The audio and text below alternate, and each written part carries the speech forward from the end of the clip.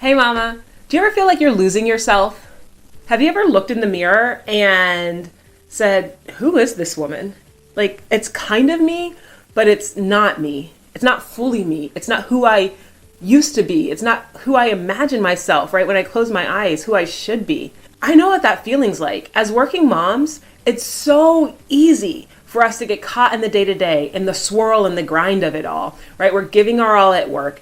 After work, we've got kids, we've got cleaning, we've got to get food on the table, we've got to make doctor's appointments, we have to help and support our partner. There's just so much going on in our lives that it's really easy for those things that we used to love to do to really start to slip away. And when those things we used to love to do start to slip away, a little bit of ourselves does too. And that's not a great place to be. I know what this feels like. Once I was at a conference and it was the evening, right? Cocktail hour, everyone's going around. I had actually been on a panel at the conference and so people were talking to me and we talked a lot about work. And then that conversation started to transition to personal life and people were sharing all these fun and exciting things about themselves. And it came to me, it was my turn to share something, interesting about me. And I was like, I have 2 littles. I have kids. That was it. That was all that could come to me. My entire existence outside of work was kids. And it was a little embarrassing, to be honest, and also a little frustrating.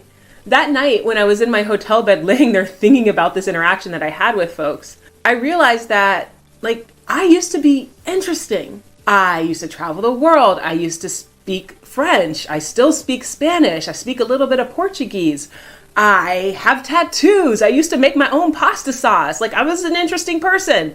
And then nothing, right? I had nothing to offer about who I am as an interesting person. And it was frustrating and also a little sad. And I realized that some of the lack of joy I was feeling in my life was likely coming from the fact that I had lost all of the things that really fueled and ignited me, those things that were interesting and fun about me that I loved, that helped shape my life and make life great. And so I made a little mental list of all the things I used to do, right? I used to learn languages. I used to make candles. I used to travel. I used to go to shows. I used to go to museums. I used to read books, right? I used to do all of these things. And for some reason, and we all know that reason, right? I have kids and I work. Those things all just stopped happening. And with that list, what I decided was, while I can't do all of those things again, I can pick one. I can pick one and commit to doing that. And so that's what I did. That weekend, when I was home, I said to my husband, hey, I really want to get back into candle making. I love making candles. And I want time to be able to do this. So can you help on Thursday nights with bath time, right? Basically, can you pick up an extra bath time night? So I can set everything up, and after the kids go to bed, then I can make candles for an hour or 2, right? Instead of doom scrolling on Instagram. And he said yes. And then that's what I started doing. And I even got my kids involved, right? I let them help pick some of the scents, candle making, if you've not done it. There's actually not really any fire involved because I use a hot plate, but my kids are still too young to really participate in the pouring, etc. But I let them pick the scents. I said, oh, does this smell good? Does this smell good? Okay, tonight mama's going to make a candle like this, and tomorrow morning we can all smell it together, right? I got them involved in it, and it was great. And you know what came out of it? Not only did I have more joy in my life, but that joy translated into me being more present with my family. It translated into a new experience for my kids. It translated into them, my children, being able to actually see me do something interesting for myself, right? Which I think is a good lesson that all children should learn. It's good to do interesting things for yourself.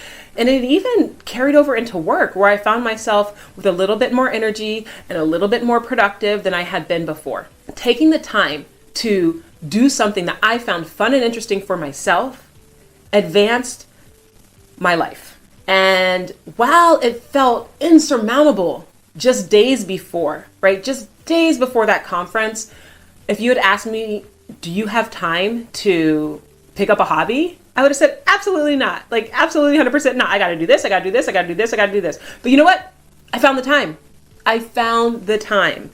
And that time paid dividends. And the joy that it brought me and how that was able to impact and move my career forward, how that was able to impact and help me be more present with my family and create a new kind of experience for my kids. So here's my challenge to you. If you feel like you've lost yourself, if you feel like the day-to-day swirl is pulling you down, make a list of all the things you used to do that you thought were interesting and fun. To be sure, we are not talking about going to get your nails done, going to get your hair done. We're not talking about things that you go to do. We're talking about things, I am talking about things that you actually do. Things that you do yourself that fuel you. Things that are either for your personal development or your sense of fun and adventure. And make a list of all those things that you used to do and pick one. Just pick one and commit to doing it. And while it might be scary to ask for help for that thing, ask for it. Ask for the help that you need, the space that you need to be able to do this. And I know what's going to come up is this, because it's what coming up for me. What's going to come up is, well, shouldn't I be spending that time, if I've got these hours, shouldn't I be spending with my kids, investing more of me into my children? Shouldn't I be picking up extra work or doing more with work? Shouldn't I be doing the laundry? Shouldn't I be? No, don't should on yourself. You should not be doing those things. What you need to do is take a moment to reinvest in you so that you can be your best self for everyone who needs you. So there's your challenge. Pick one thing, commit, and ask. And don't worry at all about what people are going to think that you spend a couple hours a week on yourself. Don't worry about that. Don't worry what your partner thinks. Don't worry what your friends think, what your mom thinks, what your mother-in-law thinks, what your boss thinks. Take a couple hours a week for you. And when you do that, you're going to feel a lot better. Your energy is going to be better, and folks are going to notice, and they're going to say, hey, you seem to be in a much better place. And that secret is that you've taken a couple hours each week to really reinvest in yourself, to find your joy, to feel like you care about who you are and you love who you are. So there you go, mama. Now listen, if you watch this, you need to take action. Otherwise, you just wasted your time. So go ahead, write the list of all the fun and interesting things that you used to do. Pick one, commit to doing it, and ask for whatever help you need, whether it's time, space, money, resources, a helping hand.